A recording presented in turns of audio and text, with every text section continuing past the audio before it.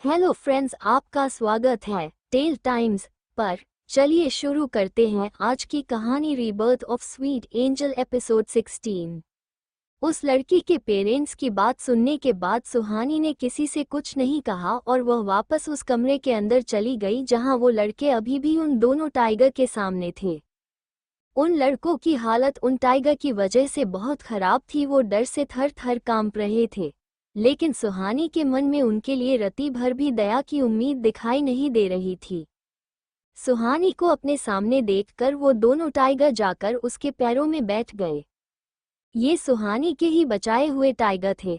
सुहानी इन्हें तब बचाकर लाई थी जब वो किसी केस के सिलसिले में जंगल में फंस गई थी। उस जंगल में उस दिन किसी शिकारी ने इनकी मां को मार कर ले गया था, लेकिन ये दोनों बच्चे बच गए। सुहानी को इनकी हालत और अपनी हालत में ज्यादा फर्क नहीं नजर आ रहा था। सुहानी इन्हें उस वक्त अपने साथ ले आई थी। इंडिया से जाने से पहले इन दोनों की जिम्मेदारी शेरा को सौंपी गई थी। सुहानी ने उन दोनों टाइगर से कहा, आज आप दोनों को वो न्याय करना है जो हमारे देश में अभी तक बना नहीं है। आपके सामने जो गुनहगार मौजूद हैं, उन्होंने अपना जुर्म कबूल कर लिया है।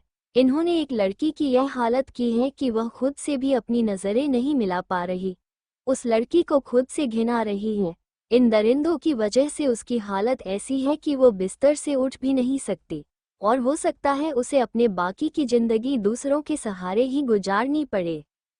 उस लड़की के साथ हुए गुनाह का न्याय अब आप दोनों को करना है। यह मेरा आप दोनों को मेरी ओर से पूरी इजाज़त है। आपको इनका यह हल करना है कि यह मरने भी नहीं चाहिए और जिंदा रहने लायक भी ना बचे। सुहानी का आदेश सुनते ही उन दोनों टाइगर ने अपनी धाहड़ लगाई, जैसे वो उसकी बात समझ चुके हैं, और उन लड़कों पर कूद पड़े। जो न्यूज़ कुछ ही वक्त में ऑनलाइन ट्रेंड कर रही थी, वो न्यूज़ उसे लड़के के बाप के पास भी पहुंच गई। लड़कों का कन्फेशन सुनने के बाद उसके पापा के पसीने छूट चुके थे, क्योंकि वो ये बात अच्छे से जानता था कि उनको लड़कों से इतनी आसानी से कन्फेस नहीं करवाया जा सकता। अगर वो अपना कन्फेशन दे रहा है, मतलब उन्हें टॉर्चर किया गया है।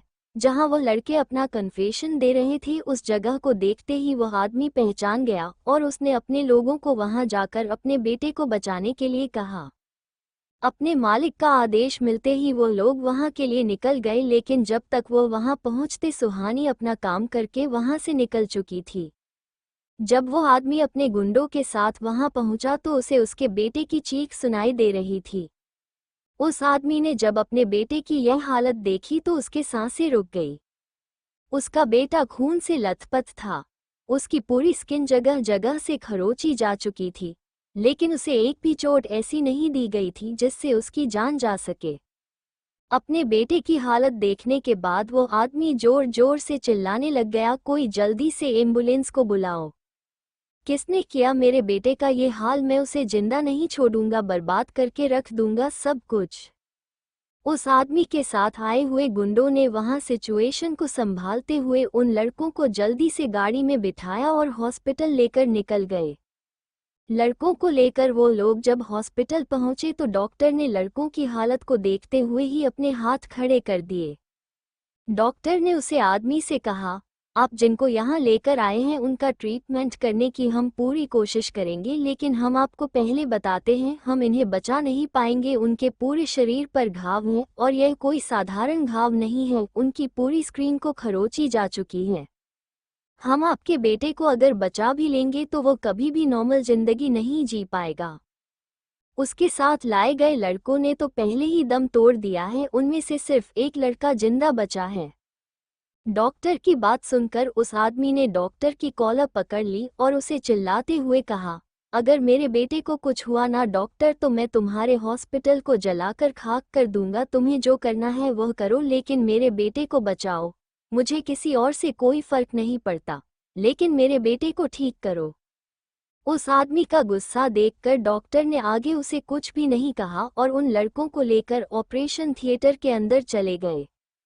कुछ ही घंटे के बाद उन लड़कों का ट्रीटमेंट पूरा हो चुका था, लेकिन उनके हालात अभी भी बहुत खराब थी।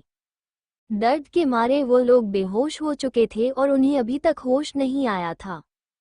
वो आदमी वहां खड़ा हुआ अपने बेटे की इस हालत को देख रहा था और साथ ही उस इंसान को जड़ से खत्म कर देने के लिए भी वो तैयार था जिसने उसकी बेटे की यह हालत की। वो आदमी वहां खड़ा खड़ा अपने बेटे को देखकर आंसू बहा रहा था। तभी उसका एक आदमी उसके पास आया और उसने उससे कहा, सर जल्दी से लिए बहुत बड़ी गड़बड़ हो गई है। उसे आदमी ने अपने आदमी पर गुस्सा करते हुए कहा, मेरे बेटे से ज्यादा इम्पोर्टेंट कुछ भी नहीं हो सकता। आज दुनिया इधर से उधर हो जाए लेकिन मैं अपने बच्चे को छोड़कर कहीं नहीं जाऊंगा। उस आदमी की बात सुनकर उस दूसरे आदमी ने कहा, माफ कीजिएगा सर, लेकिन आज अगर आप इस वक्त हमारे साथ नहीं आए तो आप अपने बेटे का ख्याल रखने लायक भी नहीं बचेंगे। उस आदमी की बात सुनकर उसे अमीर आदमी ने उसे खा जाने वाली नजरों से घूरा, लेकिन अफसोस उसका कोई भी फायदा नहीं था। अस्पताल के अंदर पुलिस आ चुकी थी और वह उसे ही ढूंढ रही थी। जो आदमी अभी अभी उसे वहां से ले जाने के लिए आया था वह उसे वहां से भगाने के लिए आया था, लेकिन उसे आदमी की जीद के चलते उसके हाथों से वह मौका भी निकल चुका था। पुलिस वहां पहुंच चुकी थी। पुलिस को वहां देखकर उस आदमी ने पुलिस पर चिल्लाते हुए कहा, इंस्पेक्टर तुम यहाँ क्या कर रहे हो? मैंने तुम्हें अपने बेटे का ये हाल करने वाले को पकड़ कर लाने के लिए कहा था, तुम यहाँ अस्पताल में घूमने आए हो। उसे आदमी की बात सुनकर उसे इंस्पेक्टर ने अपना सर नीचे झुका लिया, लेकिन उसके साथ आए दूसरे इंस्पेक्टर ने उससे कहा, हम यहाँ घूमने नहीं आए मिस्टर खन्ना। जैसे ही हमें पता चला कि आपके बेटे की जिंदगी खतरे में है तब हम भी आपके फार्म हाउस पहुंचे थे, लेकिन वहां उस जगह का अच्छे से मुआवना करने के बाद हमें पता चला कि आपके बेटे ने पश्चाताप में आकर अपना कन्फेशन ऑनलाइन दिया था और उसके बाद उसने ही खुद को जंगली जानवरों के हवाले कर दिया। आपके बेटे की जो हालत हुई है वो किसी इंसान की वजह से नहीं बल्कि जंगली जानवर की वजह से है। आपके बेटे को किसी जंगली जानवर ने खरोच है। शुक्र मनाई है कि उसने आपके बेटे को जिंदा छोड़ दिया, लेकिन इसके अलावा हम इस केस में कोई भी सबूत नहीं मिला। इंस्पेक्टर की बात सुनने के बाद मिस्टर खन्ना ने इंस्पेक्टर पर चिल्लाते हुए कहा, तुम मुझे यहाँ ये बताने आए हो कि मेरी बेटे की हालत किसी जंगली जानवर ने की है? क्या तुम्हारे पास दिमाग नहीं है कि तुम्हें ये दिखाई नहीं देता अगर किसी जंगली जानवर ने मेरे बेटे की हालत की होती तो क्या वह उसे जिंदा छोड़ता? नहीं ना, मेरे बेटे को जानबूझकर इस हालत में जिंदा छोड़ गया है ताकि वो तड़प तड़प कर मरे। क्या इतनी सी बात तुम्हें समझ में नहीं आती? मिस्टर खन्ना की गुस्से वाली बात सुनकर उस इंस्पेक्टर को भी गुस्सा आ गया। इंस्पेक्टर ने मिस्टर खन्ना से कहा, मिस्टर खन्ना आपकी यही दलीलें उस वक्त कहाँ गई थी जब आपके फार्म हाउस पर एक लड़की उस हाल में मिली थी? तब तो आपने कहा था कि आपका फार्म हाउस जंगल में होने की वजह से आपको इस बारे में कोई इन्फॉर्मेशन नहीं कि उसे लड़की के साथ किसने ये सब किया। तब तो आपको किसी आदमखोर का ये है कारनामा लग रहा था, लेकिन जब आपके बेटे पर बात आए तो अब आपका पता क्यों चल रहा है? कानून किसी की दलील पर नहीं चलता मिस्टर खन्ना, कानून सबूत पर चलता है। और आपके फार्म हाउस से हमें जो सबूत मिले हैं उसके हिसाब से आपके बेटे की हालत किसी जंगली जानवर ने की है। किसी इंसान के द्वारा आपके बेटे के साथ हुई ज्यादती का नाम निशान तक मौजूद नहीं है। और यही बताने के लिए आपकी यह खास इंस्पेक्टर दोस्त यहाँ पर मौजूद हैं। लेकिन आप फिक्र मत कीजिए, आपके बेटे के होश में आते ही उसे इस बात की कंफर्मेशन भी ले ली जाएगी। लेकिन हम यहाँ इसके अलावा भी किसी काम से आए हैं तो ज़रा अब उसे भी पूरा कर ही लेते हैं। पुलिस इंस्पेक्टर की बात सुनने के बाद मिस्टर खन्ना के पास उन्हें जवाब देने के लिए कुछ भी नहीं था, लेकिन फिर भी उन्होंने अपना गुस्सा जारी कर दिखाते हुए इंस्पेक्टर से कहा, इस केस के अलावा तुम्हारे पास क्या इम्पोर्टेंट काम हो सकता है? इंस्पेक्टर, जाओ और जाकर पता करो मेरे बेटे की हालत के पीछे कौन जिम्मेदार है। कहीं ऐसा ना हो कि अपने काम में लापरवाही होने की वजह से तुम्हें अपनी जॉब से ही हाथ धोना होना पड़ जाए। मिस्टर खन्ना के साथ इतना कुछ होने के बाद भी उनकी अकड़ देखकर पुलिस इंस्पेक्टर को उन पर हंसी आ रही थी, लेकिन इस वक्त वो ड्यूटी पर होने की वजह से किसी का मजाक नहीं उड़ा सकते थे। पुलिस इंस्पेक्टर ने मिस्टर खन्ना से कहा, ये तो बाद में देखा जाएगा कि मेरी जॉब रहेगी या नहीं, लेकिन फिलहाल मैं आपको ये बता दूं कि अब आपको हमारे साथ चलना होगा।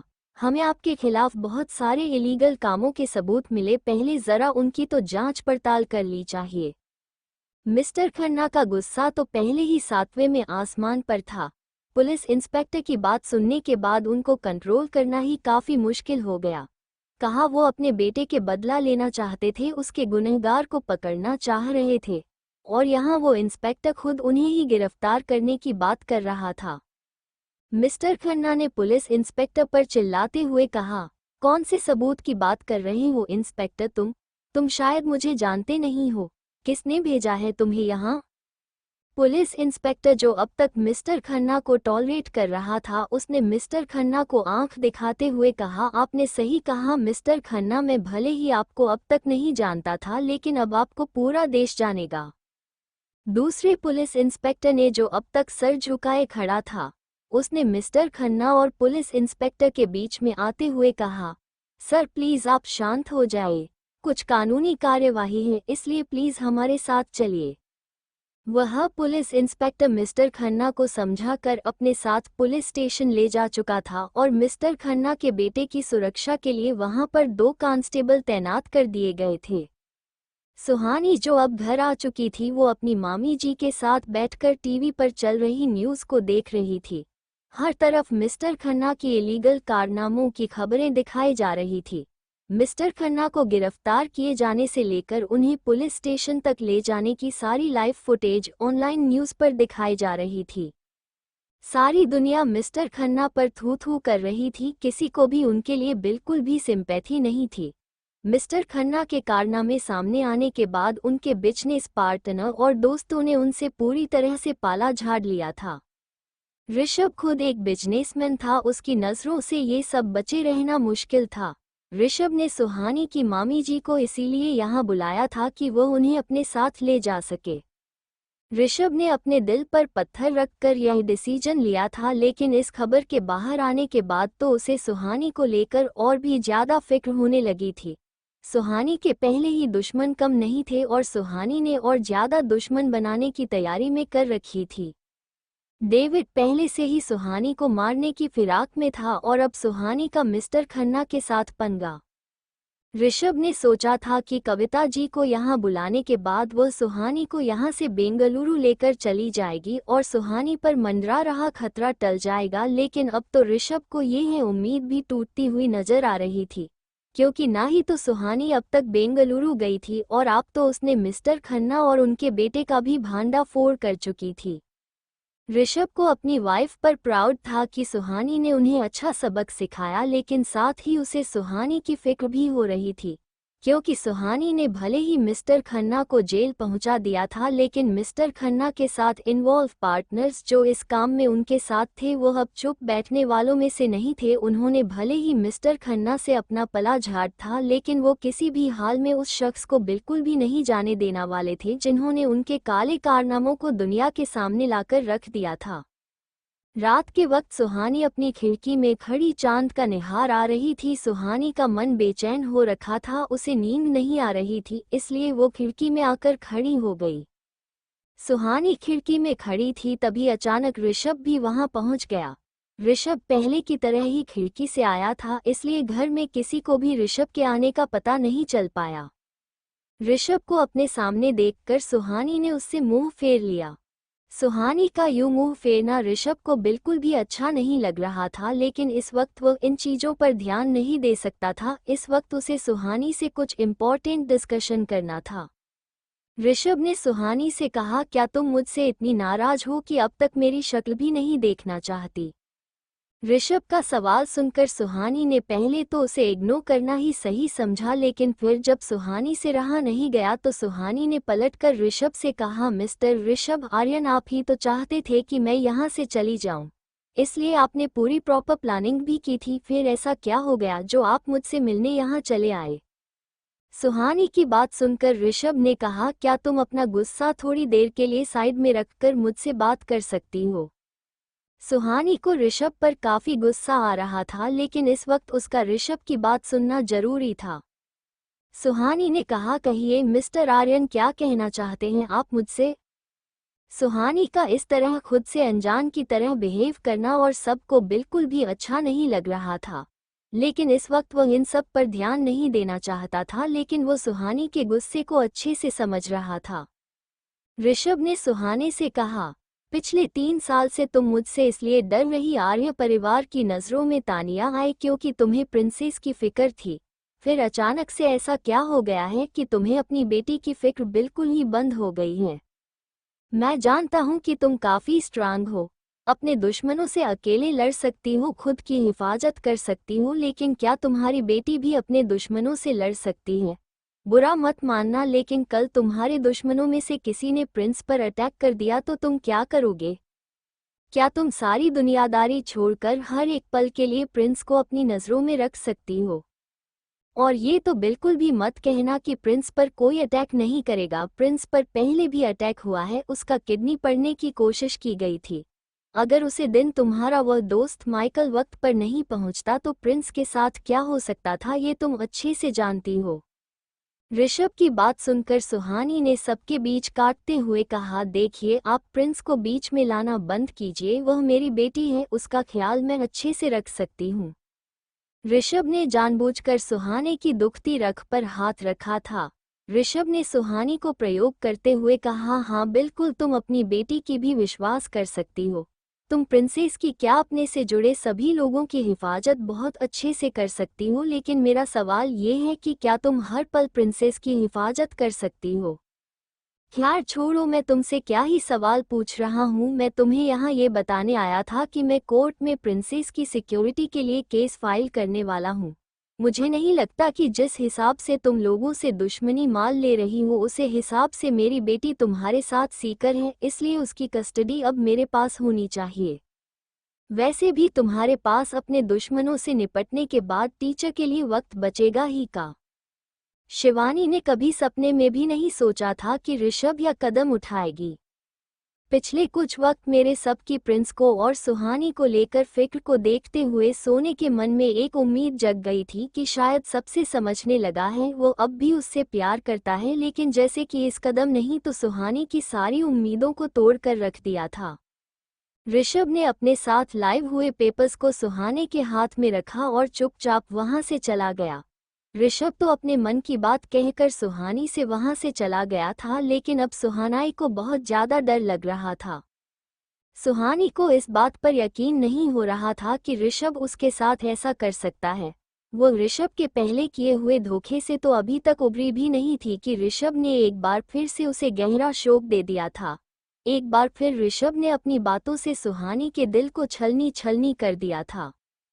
सुहानी कहाँ है, एक बार फिर से ऋषभ पर यकीन करना चाह रही थी, लेकिन ऋषभ ने में तो एक ही पल में उसके भरोसे में तो को तोड़कर चकनाचूर कर दिया था। सुहानी ने कभी सपने में भी नहीं सोचा था कि ऋषभ उससे ऐसी से ऐसी बात कर सकता था, लेकिन जो कुछ भी ऋषभ सुहानी से कह कर गया था उसे पर है सुहानी यकीन ना करे ऐसा भी नहीं हो सकता था। सुहानी ने एक बार फिर से उन सभी पेपर्स को चेक किया जो ऋषभ उसे थमा कर गया था। ऑन पेपर्स को एक बार अच्छे से पढ़ लेने के बाद सुहानी का शक यकीन में इसी में बदल चुका था। सुहानी ने खुद से वादा करते हुए कहा, मुझे लगा था कि आप बदल चुके हैं, लेकिन मैं गलत थी। आप आज भी वही हैं जो इंसान 3 साल पहले मुझे छोड़ने पर मजबूर कर गया था। आप भले ही वो है, लेकिन मैं काफ़ी बदल चुकी हूँ। आपने मुझे मेरी बेटी से अलग करने की कोशिश की है, इसका जवाब तो मैं आपको देकर आऊँगी। आप देखते जाएं आपकी इस नोटिस का जवाब मैं किस तरह से देती हूँ। अपने कोर्ट में केस फाइल किया है ना मेरी बेटी की कस्टडी पाने के लिए, लेकिन केस तो आप तक लड़ेंगे ना जब मैं कियारा की प्रेजेंस का कोई सबूत आपके पास छोड़ूंगी। ऋषभ की धमकी के बाद सुहानी इस कदर डर गई थी कि उसने इस वक्त जाकर कियारा का सामान पैक कर दिया। ऋषभ ने भले ही यह सब कुछ सुहाने से कहा था, लेकिन उसका इसके पीछे सिर्फ एक ही मकसद था कि वो कैसे भी करके सुहानी को कियारा के साथ यहाँ से भेज सके। अगर सुहानी और कियारा यहाँ रहते हैं तो उनकी जिंदगी पर बहुत बड़ा खतरा मंडरा रहा था जो ऋषभ से किसी भी हाल में बर्दाश्त नहीं कर सकता था। उन दोनों को सेव करने का इससे अच्छा इसमें कोई तरीका नजर नहीं आया, क्योंकि सुहानी सीधे सीधे सबकी बात मानने को तैयार तो थी नहीं। इसलिए सुहाने से अपनी बात मनवाने के लिए ऋषभ ने ये तरीका अपनाया था, ये जानते हुए भी इसके बाद शायद ही सॉन्ग उसे पर कभी यकीन करे। ऋषभ सुहानी से ये कर गया था कि वो अब यहाँ से जा रहा है, लेकिन सुहानी का इस फैसले पर रिएक्शन देखने के लिए वो अभी भी वहीं रुका हुआ था। सुहानी को कियारा के रूम की तरफ जाता हुआ देखकर सब समझ चुका था कि उसका तीर निशाने पर लग चुका है। सुहानी के वहां से जाने की तैयारी करके ऋषभ वहां से सीधा आर्य पैलेस वापस लौट गया। ऋषभ जब आर्य पैलेस वापस लौटा तो उसने देखा बाहर गार्डन में कियान अभी भी जाग रहा था। इस वक्त ऋषभ का किसी से भी बात करने का मन नहीं था, क्योंकि जो फैसला उसने अभी लिया था उसके लिए उसे बहुत ज्यादा हिम्मत की जरूरत थी। अरे सब में इतनी हिम्मत नहीं थी कि एक बार फिर से वह अपनी फैमिली को खुद से दूर जाता हुआ देख सके। इसलिए कियान से बात करने की जगह सब ने सीधा अपने कमरे में जाना ही बेहतर समझा। लेकिन कियान कहाँ ऋषभ को उसके मन की करने देने वाला था। ऋषभ को अंदर जाता हुआ देखकर कियान ने कहा, आखिर एक बार फिर से अपने वही किया ना जो अपने 3 साल पहले किया था। कियान की बात सुनने के बाद ऋषभ की कम वहीं रुक इस वक्त जहां वो खड़ा हुआ था। कियान की बात से अनजान बनते हुए ऋषभ ने कहा, किस बारे में बात कर रहे हो तुम, और तुम इतनी रात तक सोए क्यों नहीं? ऋषभ का सवाल सुनकर कियान ने हंसते हुए ऋषभ से कहा, कब तक आप अपनों को बचाने के लिए अपनों की ही नज़र में गिरते रहेंगे? आप सही में उन दोनों को प्रोटेक्ट करना चाहते हैं तो अपने अपने पास क्यों नहीं ले आते? ऋषभ ने कहा, मेरे बुलाने से अगर वो मेरे पास आप आते तो मैं कब का उन्हें अपने पास ले आता। कियान ने कहा, अपने अपने पास बुलाने की कोशिश ही कहाँ की? कियान की बात सुनने के बाद ऋषभ का गला भर आया। अपने इमोशन को कंट्रोल करते हुए ऋषभ ने कहा, वो मेरे साथ नहीं रहना चाहते और मैं जानता हूँ मुझे कभी भी माफ़ नहीं करेगी, इसलिए अब मैं इस बारे में कोई बात नहीं करना चाहता, तुम भी जाकर सो जाओ। कियान से अपनी बात कहने के बाद ऋषभ वहाँ से जाने लगा, क्योंकि और ज़्यादा देर वहाँ रुकना ऋषभ के लिए पॉसिबल नहीं था।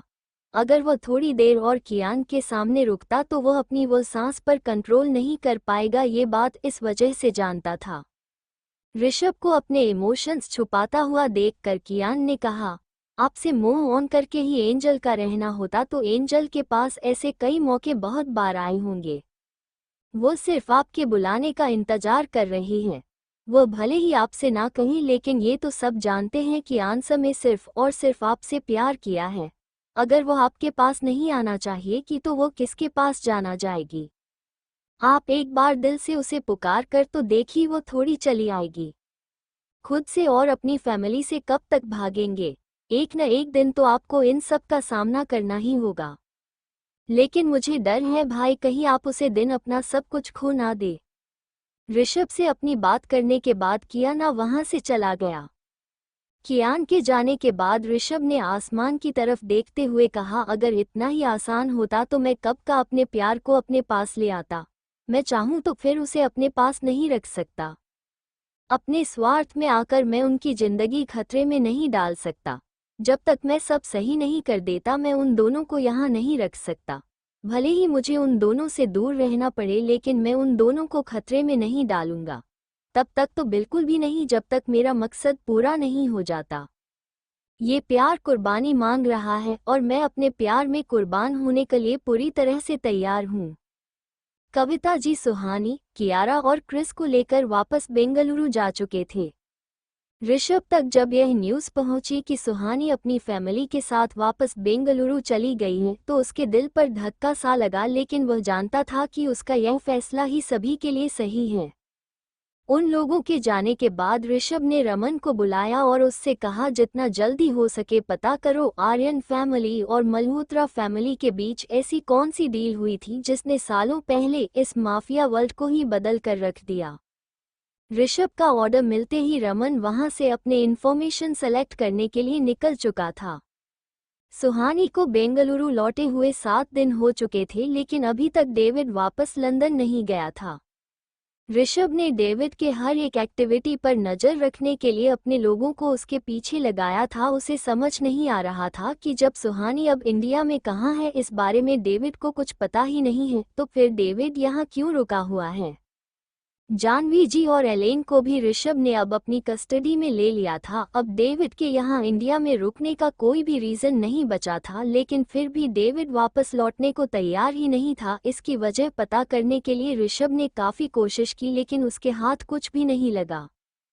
सुबह के समय ऋषभ अपने ऑफिस में काम कर रहा था, तभी रमन भागते हुए उसके ऑफिस में आया और उसने ऋषभ से कहा।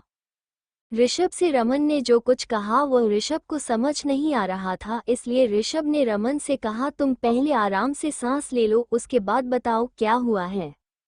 रमन ने ऋषभ से कहा, सर वो किसी ने कल रात को डेविड का काम खत्म कर दिया। कल रात को किसी ने डेविड को मार दिया। ये सुनकर ऋषभ काफी ज्यादा हैरान हो गया था। उसे समझ नहीं आ रहा था कि इंडिया में अगर डेविड की किसी से इस वक्त दुश्मनी है तो वह सिर्फ और सिर्फ सुहानी है। सुहानी को पहले ही ऋषभ ने बेंगलुरु भेज दिया था, तो अब यहाँ ऐसा कौन है जिसकी डेविड से दुश्मनी थी और उसने डेविड को खत्म कर दिया। ऋषभ ने रमन से कहा, कुछ पता चला किसने डेविड को मारा है, कोई सबूत मिला है तुम्हें। रमन ने ऋषभ को पूरी बात बताते हुए कहा, सर जिसने भी यह काम किया है बहुत ही सफाई से किया है। शहर के बाहर की तरफ जो सड़क जंगल से होकर निकलती है उसे रास्ते पर किसी ने डेविड को धोखे से बुलाया था और उसके बाद वहीं पर उसका और उसके लोगों का कार्यक्रम कर दिया। कोई भी सबूत किसी के हाथ ना लगे, इसलिए उसे पूरी जगह को ही जला दिया गया। रमन की बात सुनकर ऋषभ ने कहा, जला दिया गया से तुम्हारा क्या मतलब है। रमन ने भी ऋषभ से कहा, सर बात यह है कि उस जगह पर जितने भी गाड़ियां और डेविड के लोग मौजूद थे उनको डेविड के साथ ही किसी ने पेट्रोल डालकर जला दिया। ऋषभ ने रमन से कहा, अगर सब कुछ जला दिया गया था तो तुम्हें कैसे पता चला कि वो डेविड और उसके लोग ही थे।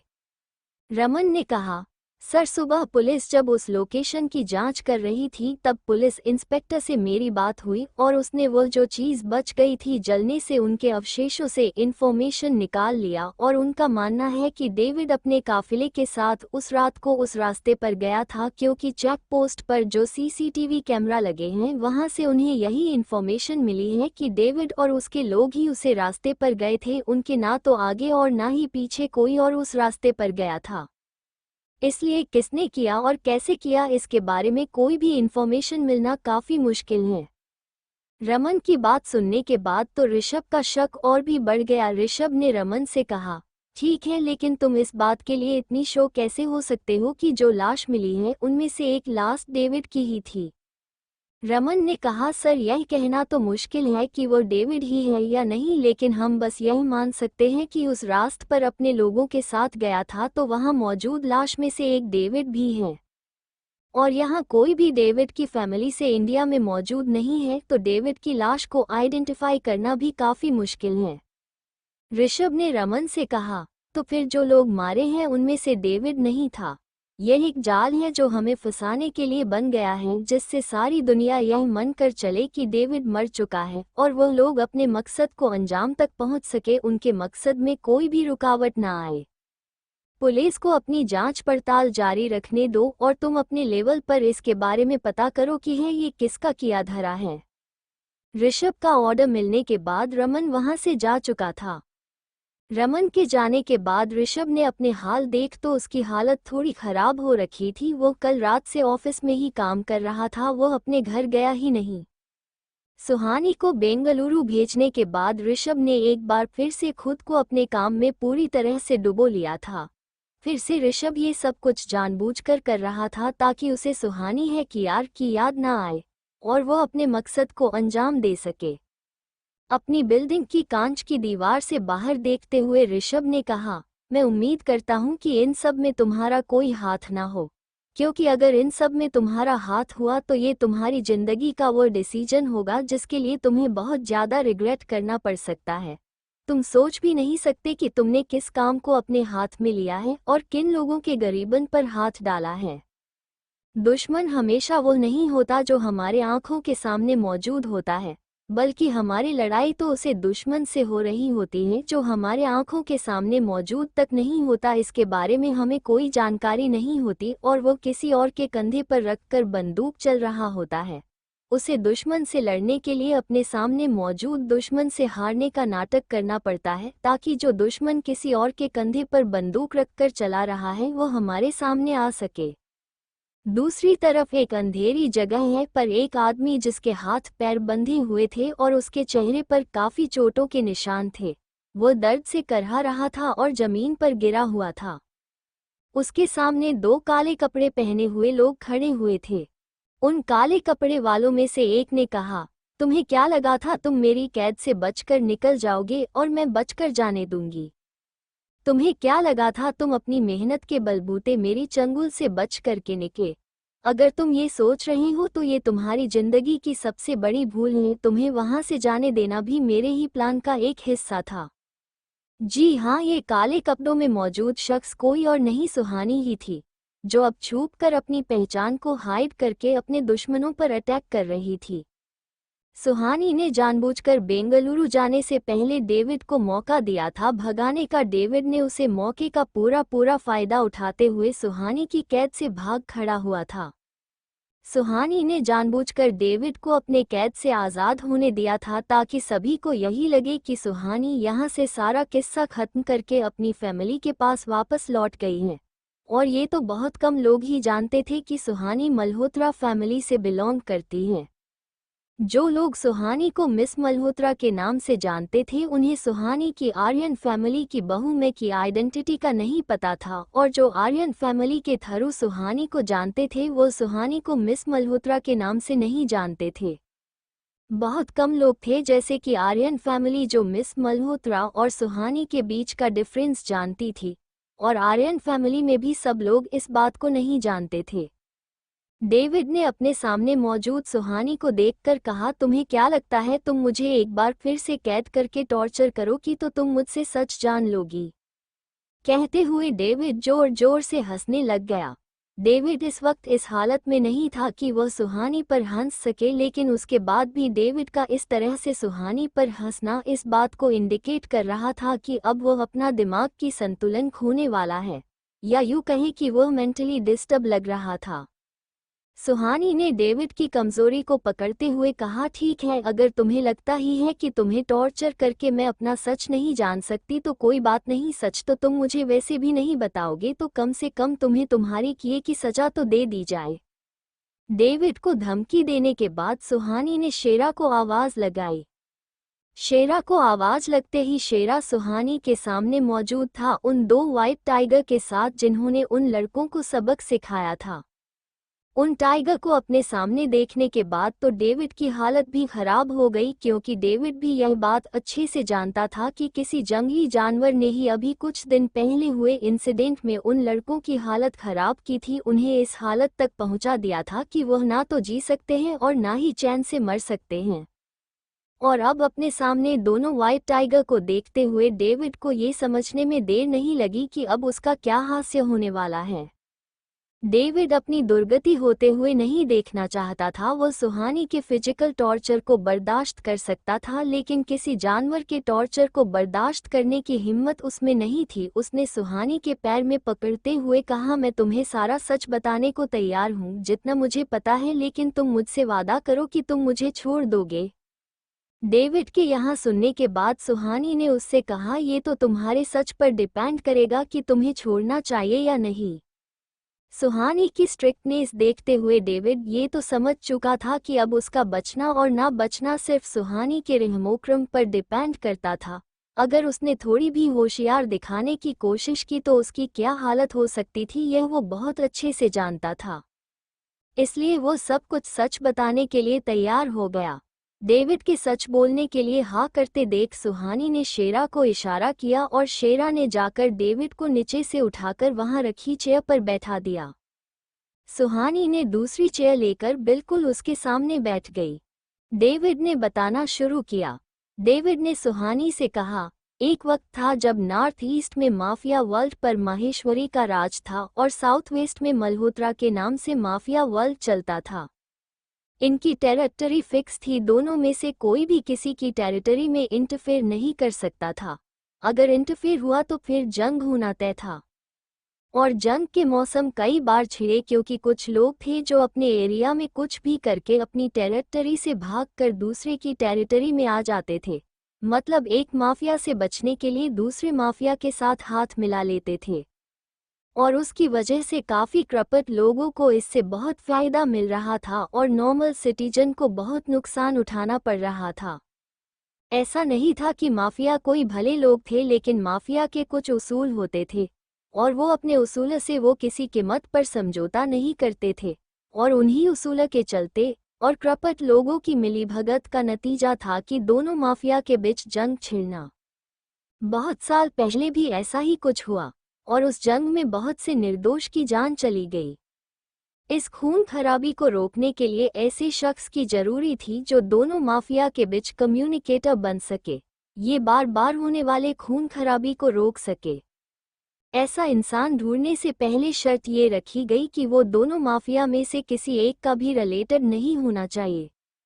लेकिन ऐसा इंसान मिल पाना काफी मुश्किल था जो दोनों पक्ष के मामले को भी संभाल ले और उसकी बात दोनों पक्ष बिना किसी लड़ाई झगड़े के आराम से मान भी जाए।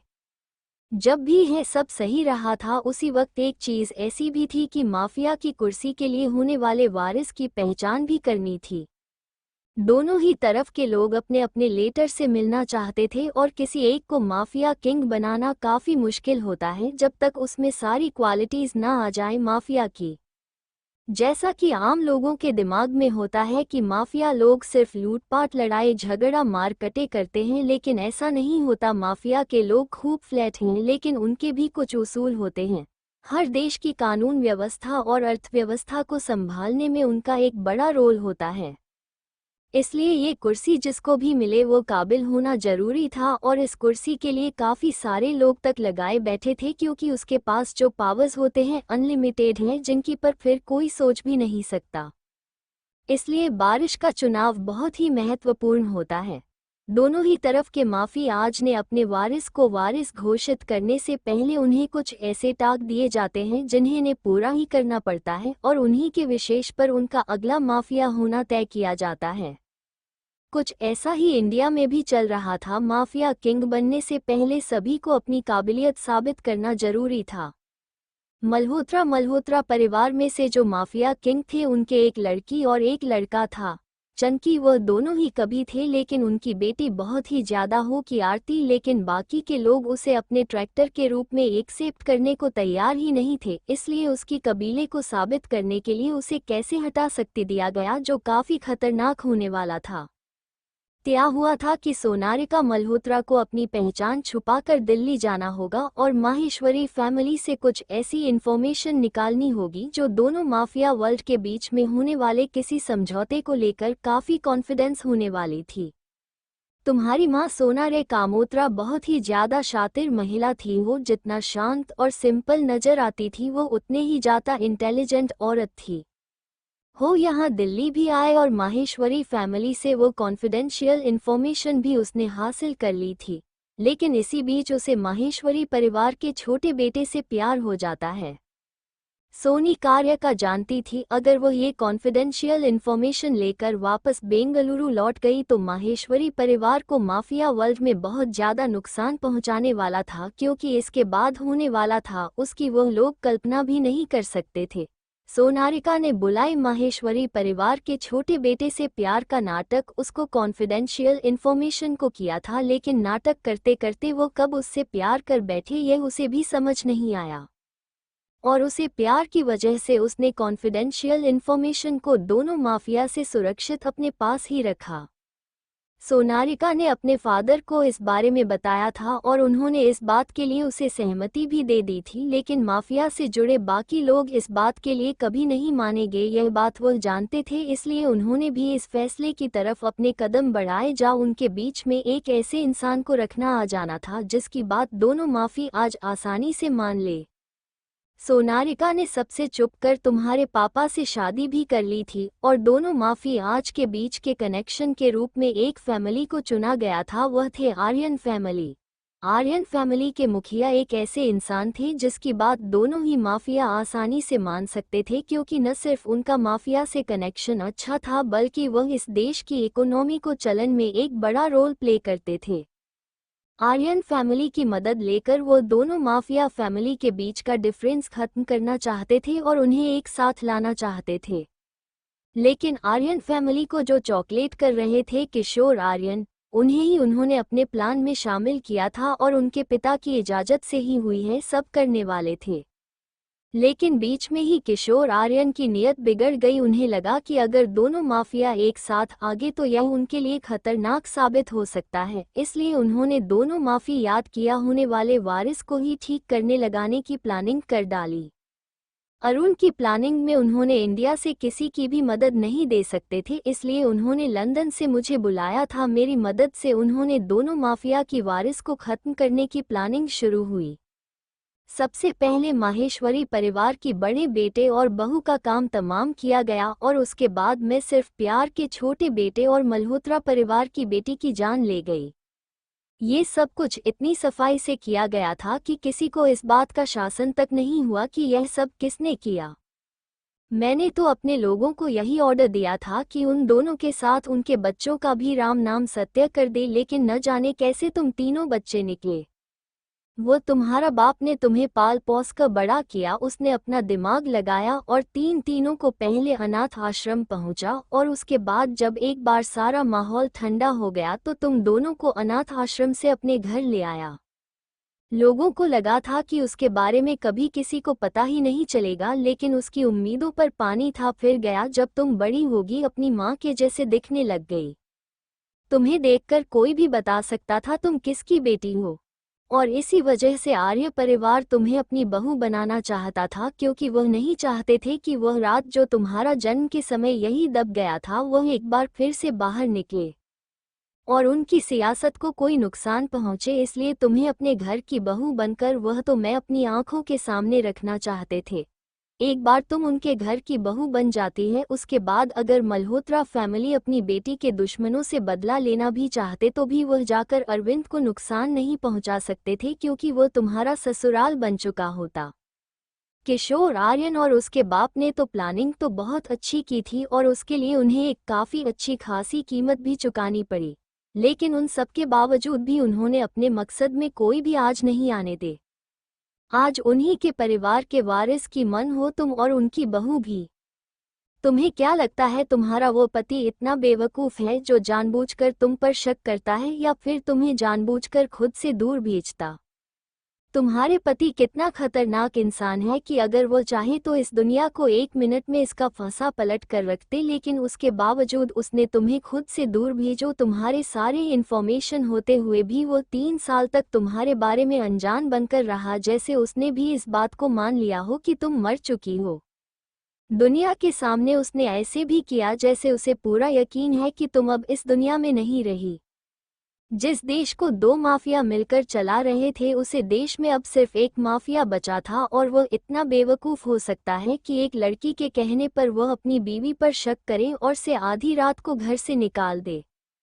तुम खुद को बहुत समझदार समझती हो ना, लेकिन तुम कभी यह तक नहीं पता कर पाए कि तुम्हारा पति जानबूझकर तुम्हें कुछ दूर भेज रहा है, क्योंकि वह अपने परिवार की सच्चाई जानता है।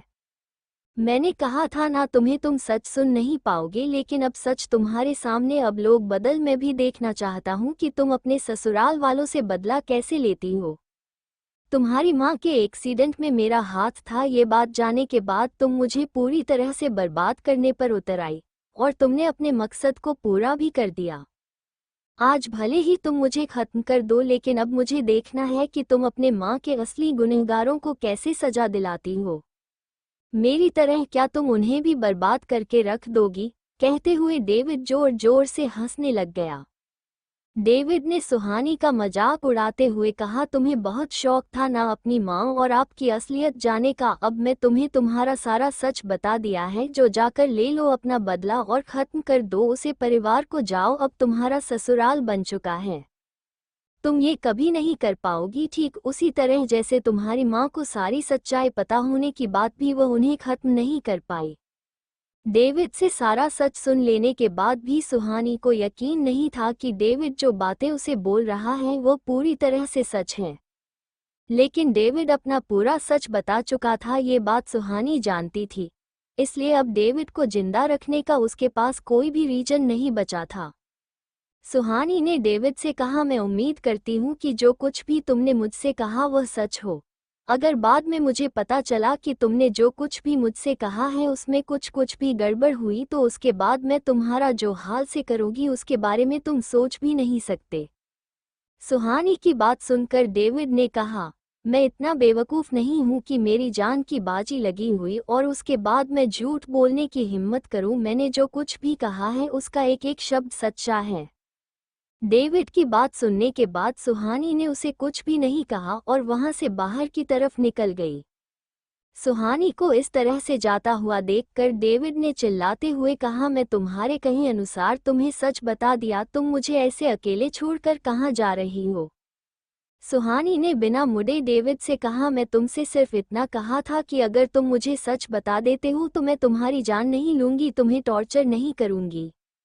जैसा कि मैंने वादा किया था कि मैं तुम्हें टॉर्चर नहीं करूंगी, तो मैं तुम्हें टॉर्चर नहीं कर रही, लेकिन इसका वादा मैं तुमसे नहीं कहा था कि मैं तुम्हें यहाँ से जाने दूंगी। अभी के लिए तो तुम्हें यहाँ रुकना होगा क्योंकि कोई है जिसे तुम्हारा बेसब्री से इंतजार है, वो तुमसे मिलने आ ही रहे होंगे। कहते हुए सुहानी शेरा के साथ वहां से निकल गए। सुहानी को वहां से जाता हुआ देखकर डेविड सिर्फ चिल्लाता रह गया, लेकिन सुहानी पर उसका बिल्कुल भी असर नहीं दिख रहा था। सुहानी के वहां से जाने के कुछ देर बाद ही एक बार फिर से उसे अंधेरे खाली स्पेस में पैरों की हलचल सुनाई देने लगी। पैरों की हलचल को सुनकर डेविड को एक बार फिर से अपनी मौत सामने नजर आ रही थी। और जैसा कि डेविड को शक था कि यहाँ उसको मिलने कोई उसे चाहने वाला तो आया नहीं होगा, उसके दुश्मनी ही आए होंगे। डेविड का डर तब साबित हो गया जब डेविड के सामने ऋषभ खड़ा हुआ था। ऋषभ को अपने सामने देखकर डेविड ने अपने मन में खुद से कहा, मैं जानता था कि तुम सारा सच जाने के बाद मुझे इसी के हवाले करोगे, इसलिए मैंने तुम्हें सच तो जरूर बताया है लेकिन अधूरा। और उसे आधे सच को जानकर तुम उन लोगों की जान के पीछे पड़ जाओगी जो मुझे खत्म करने के लिए तुम्हारा इस्तेमाल करना चाहते थे। ऐसे नहीं तो वैसे सही, लेकिन मेरी दुश्मन तो खत्म हो रही है। ऋषभ को अपने सामने देखने के बाद डेविड ने कुछ खास रिएक्शन नहीं दिया। उसे जैसे पहले से ही पता था कि जैसे ही वहां उसे लेने आने वाला है। डेविड को कोई रिएक्शन ना देते हुए देखकर ऋषभ ने डेविड से कहा, क्या बात है, तुम्हें देखकर तो लगता है कि तुम्हें मेरे यहाँ आने की पहले से उम्मीद थी। ऋषभ की बात सुनकर डेविड ने व्यंग्य भरी मुस्कुराहट के साथ ऋषभ से कहा, इसमें कोई शक नहीं था कि यहाँ मुझे ढूंढते हुए तुम जरूर आओगे। मेरी मौत की खबर सुनने के बाद तुमसे एक पल नहीं रुक गया होगा। और देखो रिजल्ट तुम्हारे सामने, तुमने मुझे आखिरकार ढूंढ ही लिया। डेविड का जवाब सुनकर ऋषभ ने कहा, अच्छी बात है, अगर तुम्हें पहले से ही पता था कि मैं तुम्हें ढूंढते हुए यहाँ जरूर आऊंगा तो चलो चाहिए, मेरा काम थोड़ा आसान हो जाएगा। ये तो तुम्हें पहले से ही पता था कि तुम्हें ढूंढते हुए मैं यहाँ जरूर पहुँचूंगा, तो तुम्हें ये भी पता होगा कि मैं तुम्हें क्यों ढूंढ रहा हूँ। इसलिए अब बिना वक्त करवाए मेरे सवालों का जवाब दो, वरना तुम्हारा वो हाल होगा जो तुम सोच भी नहीं सकते। ऋषभ की धमकी सुनकर डेविड ने कहा, मेरा जो भी हाल हो उसे लेकर मैं डरता नहीं हूँ, लेकिन फिर भी मैं तुम्हें तुम्हारे सवालों के जवाब देना जरूर जाऊंगा। डेविड का कॉन्फिडेंस देखकर ऋषभ ने कहा, बहुत अच्छी बात है, तुम मुझे सीधे ही सच बताना चाहते हो तो चलो बताओ, तुमने उस लड़की के साथ ऐसा क्या किया है कि ट्रीटमेंट देने के बाद भी वो ठीक नहीं हो पा रही। ऋषभ का सवाल सुनकर डेविड ने गंदे तरीके से हंसते हुए कहा, तुम किस लड़की की बात कर रहे हो? क्या तुम उसी लड़की की बात कर रहे हो जो तुम्हारी बहन लगती है? लेकिन वो तुम्हारी बहन कैसे हो सकती है? तुम्हारी माँ ने तो तुम्हारे बाप को धोखा देकर बहुत पहले यहाँ से भाग गई थी। डेविड की बात सुनने के बाद ऋषभ को बेसिक पर इंतहा गुस्सा आ रहा था, लेकिन ये सब जानता था कि डेविड ही है सब कुछ उसे प्रोवोक करने के लिए कर रहा है। इसलिए ऋषभ ने ठंडे दिमाग से काम लेते हुए डेविड से कहा, ये तो अच्छी बात है कि तुम्हें सब कुछ पहले से ही पता है, इसलिए मेरे सवालों का सीधे सीधे जवाब दो। डेविड ने सीधे बैठते हुए ऋषभ से कहा, हाँ चलो तुम सुनते सीधे सवाल करो, मैं तुम्हें बिल्कुल सीधे जवाब दूंगा। तो तुम्हारा सवाल है कि तुम्हारी बहन के साथ ऐसा क्या हुआ है कि वो प्रॉपर तरीके से ठीक नहीं हो पा रही? तो उसका जवाब ये है कि तुम्हारी बहन को एक ऐसी जगह पर रखा गया था जहां लड़कियां बचपन से ही मर्दों के सुख पूरा करती हैं। तुम्हारी बहन इस सब में को सह नहीं पाई और आज वो इस हालत में। ऋषभ ने खुद को बहुत मुश्किल से कंट्रोल कर रखा था, लेकिन डेविड की इतनी गंदी बात सुनने के बाद जब मैं पैसे नहीं बचा था और इसी वजह से ऋषभ ने बिना कुछ सोचे समझे अपने पीछे से गन निकाल ली और ऋषभ के माथे में 6 की 6 गोली उतार दे। डेविड के मरने के बाद उसे पूरी जगह में सन्नाटा सा छा गया। रमन, जो कि सबके साथ ही आया था, उसने कभी सपने में भी नहीं सोचा था कि सब इस तरह से अपने गुस्से को कंट्रोल नहीं कर पाएगा और अपने अपॉइंटमेंट के उखाने पर उसे इस तरह से मौत के घाट उतार देगा। लेकिन अब सारा सच रमन के सामने था। उसका जल्लाद बस अपने हाथ में गन लिए अभी भी डेविड के सामने खड़ा था। डेविड ने तो पहले गोली लगते ही अपनी अंतिम सांस ले लेती, लेकिन उसके बाद मेरी सपने अपने गुस्से में उसे पर 6 की 6 गोलियां उतरते थे। वहां का नजारा काफी भयानक था, लेकिन फिर भी उसे जगह पर सी की गिरने की भी आवाज सुनाई दे, इस कदर ऐसा नाटक फैला हुआ था। ऋषभ ने अपना काम खत्म करने के बाद रमन से कहा, जला दो इस जगह को, इस जगह का नाम और इंसान भी नहीं बचना चाहिए।